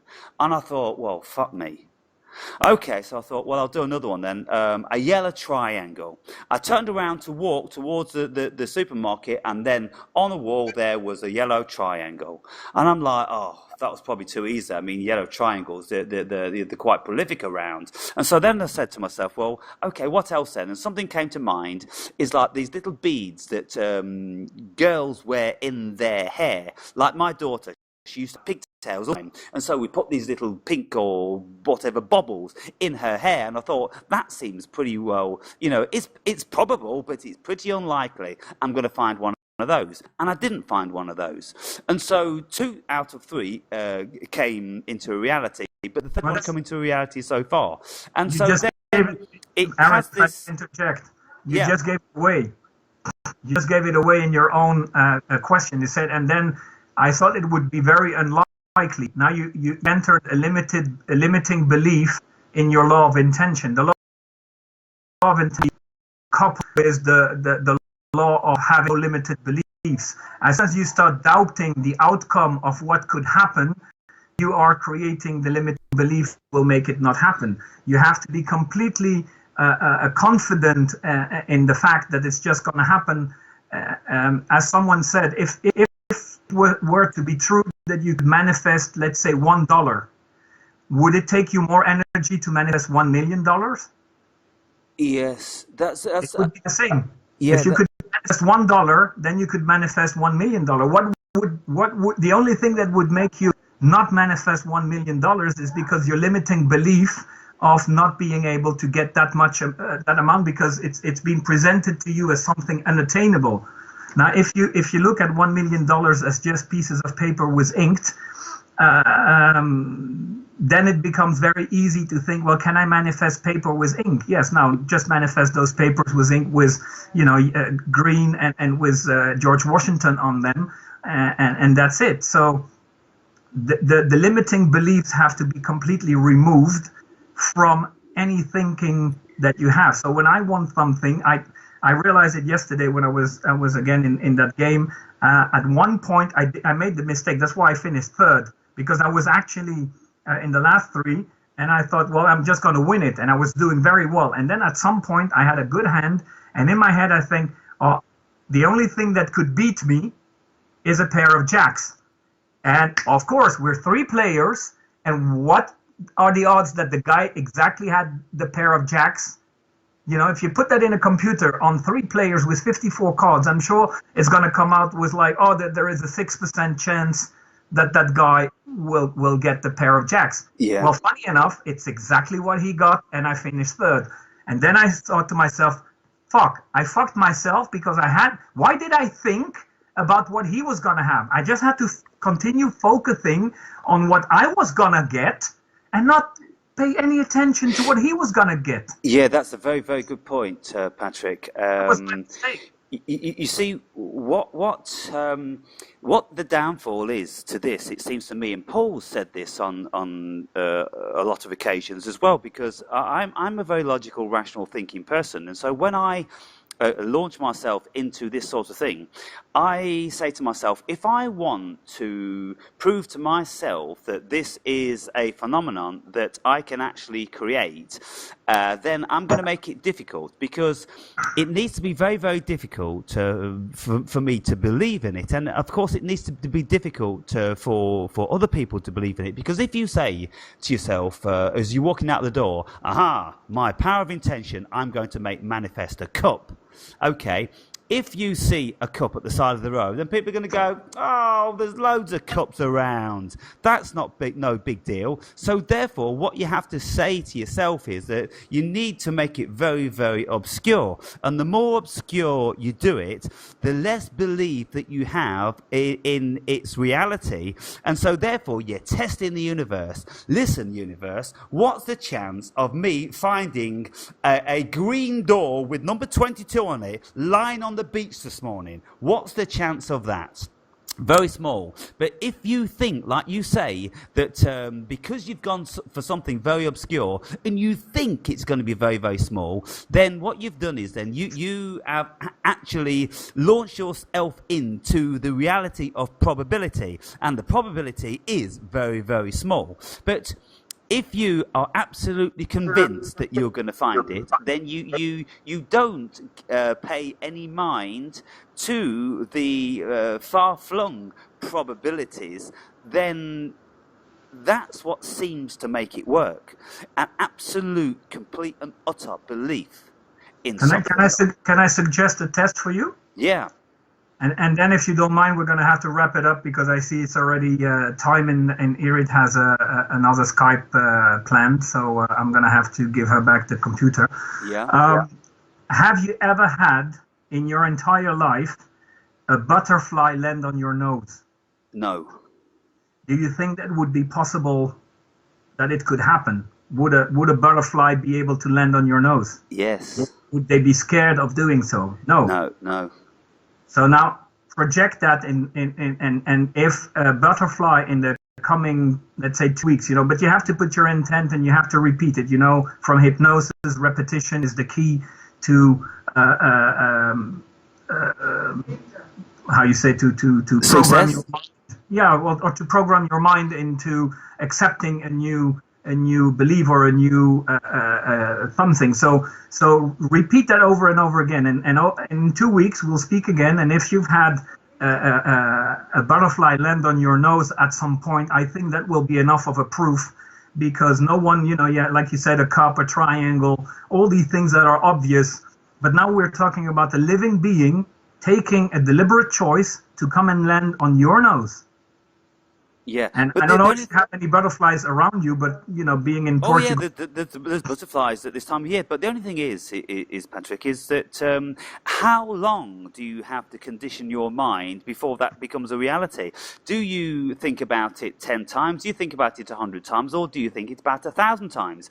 And if you think about it, say, like 1,000 times, and it doesn't happen, then is it because you never thought about it for 2,000 times? Where does this end? Paul doesn't work like that, and I don't work like that. because it seems to me that just seems too obsessive. It seems too mental. We know in hypnosis that is how you get over addictions, and that is how you reprogram the mind. But we're not talking about the mind in this instance. We're talking about tapping into something in the universe and making it so. So I don't think it's necessary to say any more than one time. You just say to yourself, I actually feel the little legs on the end of my nose. That is going to happen. Then forget about it. I think that's the more rational way to go about it, because otherwise it turns into a crazy obsession. No. The other thing that I was meaning is for people who have a hard time to convince themselves about something. You know, when you reach a certain point in hypnosis, you know how to suggest things to yourself and accept it.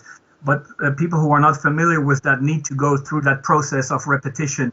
And so I would suggest, like we learn in hypnosis, that if you do it 21 days in a row, and it doesn't need to be an obsessive thing. It could be, 5 minutes when you wake up in the morning, 5 minutes before you go to sleep. That's the 2 moments in the day that your mind is actually the most capable of printing, of projecting an image in it without being disturbed by all these, I need to do this, I need to do that. And if you do that for 21 days, I'll invite the viewers to try that test as well, and to send you a comment and see after 21 days how many people will have had this encounter with a butterfly on their nose. And the key, as you said, is convincing yourself that the possibility exists, that there is nothing irrational that would prevent that from being able to happen. And if you accept it as a possibility and something that would be natural and that would not be completely ludicrous, it should eventually happen if you put your intent and if you're serious about it. Because it's again, what we learn in hypnosis is that focus is everything. If you sometimes people who want a quick fix, they think, okay, I'm gonna read a mantra, Nam-myoho Renge-kyo, and they repeat that 500 times like stupid repeaters, and they believe that it's gonna give them something. It's completely ridiculous. Nothing is in the word. It is in whoever pronounces the words. It's you eventually who creates what the outcome is. It's not neither a word, neither a symbol, neither the belief in some other person that you need to go to, and like all these people going to see these guys like Muji and Abraham and all these things, and that need to have this action with a third party instead of finding the relief in themselves. And that's because they're full of doubt, and doubt is the enemy of your evolution. Let me just run this one by very, very quickly before we sign off. Me and Paul, we were doing this, and I actually said to Paul, okay, what I'm going to do is, Paul, is there's an old British coin. It's called a threepenny pence piece, and it's got like 12 sides to it, and lots of them, they have like a court police, like a gate to a castle on it. Portcullis, and I said there's not such a great probability that we're going to be finding one of these, because they haven't been in production for say like 30 years, but because they are an old indigenous coin of our own, the chances are you can be just out walking in a field, and in a ploughed field or whatever, and you could find one. And so I did that, and so 2 weeks later, I never thought about it anymore. I never did a mantra about it. I never did anything like that. 2 weeks later, I went out with Paul, and we're sitting down for a coffee in our favourite park, and he says to me, well, what I says is to Paul, I said, look, what's going to happen is I'm going to have placed in my hand one of these coins. And I actually said I'm going to have placed in my right hand. So it wasn't about finding it or anything like that. And what I sort of envisioned was that I was going to be in a shop where an old lady is working on the till, and somebody had like given her this old coin, and fooled her, and so she gives it me back because she can't see. It's quite ridiculous, because like it's a 12-sided coin, and it's very, very different to any rounded coin. But that's the scenario I had, and that's why I said it's going to be placed in my right hand. Paul sat down at a coffee. He says, hold out your right hand. I held out my right hand, and he put one of these 3 pence pieces into my palm. I just looked at it and I didn't know what to say for about 5 minutes. What it turns out is that he was at a trade fair and he was walking around other stalls because he had some stuff to sell. And whilst, it wasn't that busy, he was walking around and he found a trinket store where somebody made key rings. And there was one key ring with one threepenny pence piece on it. And that threepenny pence piece had my year of birth on it. So that's your proof, right there. Yeah. That it works. It works. And the only time it doesn't work is because there is somewhere a limiting belief that is preventing it from happening. That's the only explanation, because why would it work sometimes and not some other times if there isn't a factor that is determining the outcome? There must be a factor of something that prevents it from happening. Absolutely. And we know from hypnosis that the fact of thinking about something, your mind will pick it up on the street because you're actually looking for it. It's a test that I'm usually telling people who are not familiar with how their brain works. And, I'm asking them very often, I'm like, do you like motorbikes? And when they say no, I say, well, I want you to think very strongly about red motorbikes and tell me how many you've seen this week. And usually they will be incapable of telling you whether they've seen one or not. But the next day, they will call you in the evening and say, oh, it's amazing. Today, suddenly I started realizing and I saw 26 red motorbikes passing me by today. It's just because now that you put that into their awareness, they are capable of picking it up. And it's the same example when someone has been saving money for a long time to buy a particular car that he fancies, and the day that he gets the car and he drives out of the shop, then suddenly he realizes that, oh fuck, everyone has the same car as me, because now it's become part of his awareness. So now he's starting to notice all the cars that are similar to his and realizing that there are many out there who have that same car, when he, not having it, was seen as a rare something because it was rare in his experience. That's right, and it isn't rare, and so therefore, because they're so abundant, there's no reason that why you shouldn't have one. So as soon as you tune your mind into that you want one, then because they're everywhere, then that vastly increases the probability that you're going to be getting one. It's definitely fantastic food for thought, and this is one of the things that I wanted to challenge people with, if I ever had any viewers. But it seems we don't have any viewers these days for one reason or another, and so. Well, don't forget, 25% of your viewers were real viewers, and 75% of the viewers, you don't know who they are. You don't know whether they're bots, they're programs, they're, that one, I'm not going to name anyone, but that one that is completely obsessed with you and trying to show the world how evil and everything you are. He's the same guy that I was telling about who would watch, tons of videos of a subject that he don't like. And then make a crusade on showing the world that what he doesn't like, other people shouldn't like either.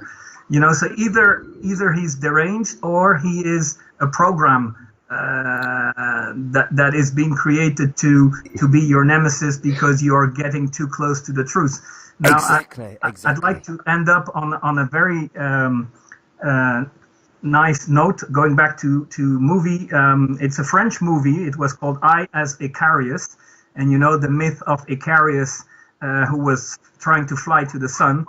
And that movie is a French movie that was made in the late 70s, I think, with one of our main actors who back then was worldwide known. And I as Icarus tells the story of a guy that actually discovers a conspiracy. And the more he gets into finding the proof, towards the end of the movie, he discovers that there is an operation that is going to happen, and that's called I as Icarus. And when he discovers the analogy of I as Icarus, meaning when he gets too close to the sun, he burns his wings. At the moment that he realizes that, he gets shot from the other side of the building by a guy who shoots him in the eye, and he was actually the I as Icarus mission that these guys that he uncovered were actually carrying out. and he was chasing, like, who are they going to kill? And actually he was chasing after the killing of himself. He wasn't realizing it, but the closer he was getting to the truth, and when he finally got the truth, they killed him. And that was the I as Icarus myth. Like, when you're getting too close to the sun, you're going to burn your wings. And it's an analogy to show you, the closer you're going to get to the truth, the more people are going to be there to try to get you off your game, to try to discredit you, because the mass awakening is not permitted to happen, because the only way we can collapse the system that we are in is from within. You know, unless we all commit suicide and decide all to stop playing the game, then Matrix would eventually no longer exist, because it's if the Matrix is like a video game, when you have a video game on a let's say on the disc, the whole game is on the disc. Well, if there is no player playing the game, well, the game still exists, but it's not being played. So that is exactly what would happen to the Matrix. Now, I don't suggest we all commit suicide, because it would be a bit extreme, but I think by raising our awareness and remembering who we are and not giving in to any fear, no fear of the government, nothing. I'll give you a last example. For 4 years, I've had 2 speeding tickets on the same day. I got flashed twice, like within 5 minutes interval, which made me very angry at the time. And I decided not to pay those 2 invoices. Now, I've received about 21 last letter before, so 21 times I received a letter telling me that this was my last warning. Mm-hmm. So 21 last warnings. And I've decided that there was absolutely no a reason why I would be fined, because I was actually driving on a 3-road lane on the 14th of July.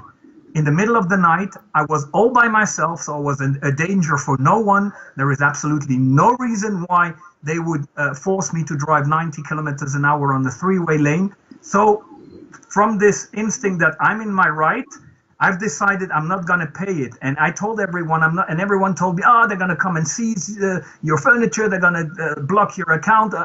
I can tell you, for the past 2 years, after the 21st last warning, they stopped. They stopped because they realized they're not going to get anywhere with me. It's not going to work.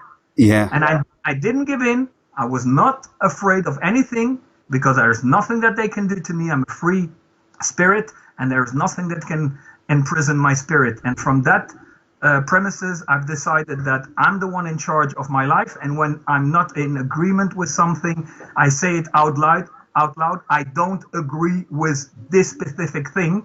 And I repeat it 2, 3, 4 times if I need to make sure that it's being heard by myself and by whoever is listening. The universe. And that's it.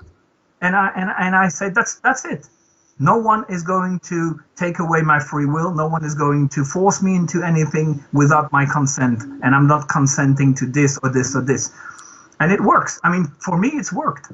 I hope everyone who will try it will have similar experiences. And if we are enough, they always talk about this number 144,000, people awakening, and that would be the tipping point of changing the game. Yeah, why not? Again, every time there is numbers presented, I only see numbers as a trap to create a limiting belief. Yes. Because as long as we don't reach the 140, what happens if we have 143,999, but we're missing the last one? Well, then, guys, you're fucked. Sorry, you didn't manage. Go back to 0. We're going to put the thing back in reset, and we're going to, put a new flood over the earth, and we're going to start over again.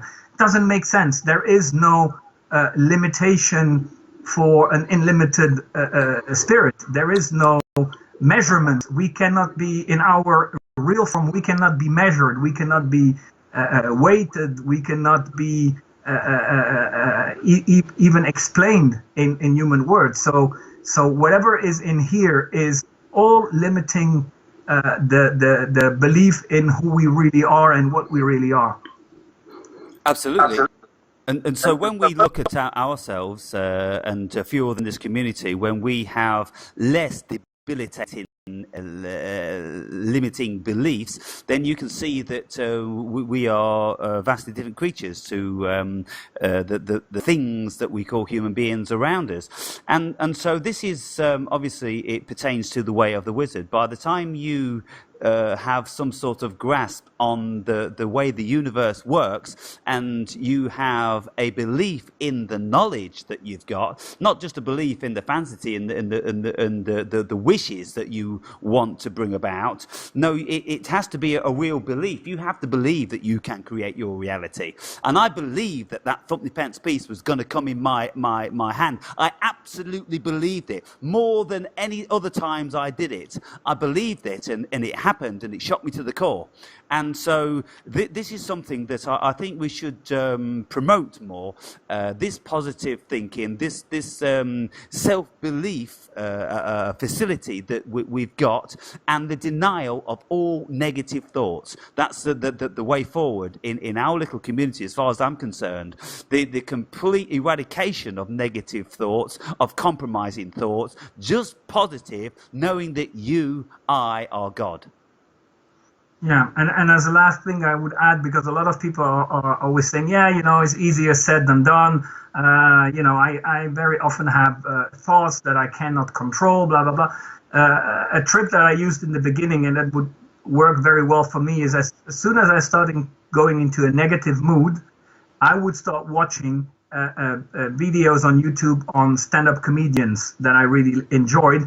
And I would take off my mind of the thoughts in an instant by going into laughing, watching comedies or things that make you laugh. Now, other people might prefer to watch, I don't know, movies about nature, about, lions and or dogs and other people. But the idea is refocus your attention when you're not happy with the way you're thinking and you don't manage to be in control of yourself. Just go and focus on something that you know for a fact is something that's going to completely change your mood and attitude. And another trick that a lot of people don't know is when we are in a bad mood, it will show on our physiognomy, right? Yeah. You will tend to, people who are depressed tend to have their shoulders. Now, what we know from neuroscience is that if you are down, now you can try that for yourself. It's very funny how it works.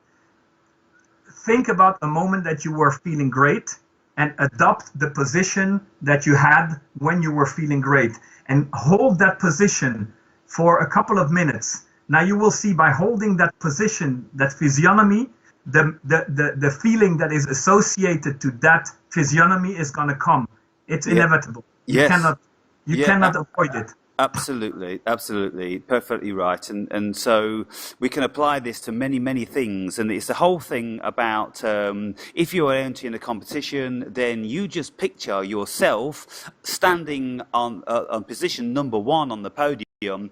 But not only do you picture yourself there, you feel yourself there. You actually place yourself there with the reality of the feeling that you're going to be getting from achieving that one place. And that is it that is going to put you there, because that is the creating your future. You are actually setting aside all the other probability. You've decided how it's going to be. And so it is amazing how this stuff works. So I want to into the people as you do, and I want to see if anybody can actually set themselves some of this stuff to see what happens. I'm going to do the butterfly one, because the butterfly one is very, very, very hard, because I sit on a tree in little meadows with butterflies, every other day. And so therefore and I'm in meditation, so I'm so calm, I'm animated, and so there's no reason whatsoever why I won't come and do that. Yeah, and it never happened until today because you didn't allow it into your experience, and the butterfly feeling your vibration will not enter your space until you invite it to enter your space by giving your consent to it happening.